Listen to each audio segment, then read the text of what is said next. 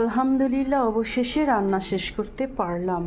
গরম গরম ধোয়া ওঠানো ভাত, তার সাথে জলপাই, পাতলা না মিডিয়াম পাতলা ডাল, আছে পাবদা মাছ ভাজি, আর তার সাথে সকালের আলু ভাজি এত করেছি যে রয়েও গেছে, আর একটু শসা গাজর লেবু দিয়ে সালাদ।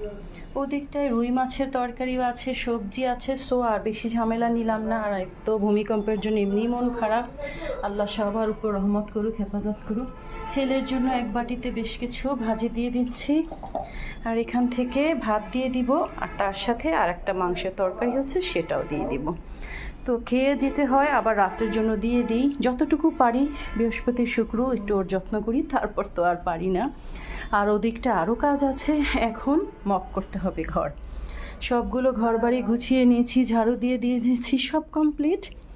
শুধু এখন আমার ঘরগুলো ক্লিন করার পালা।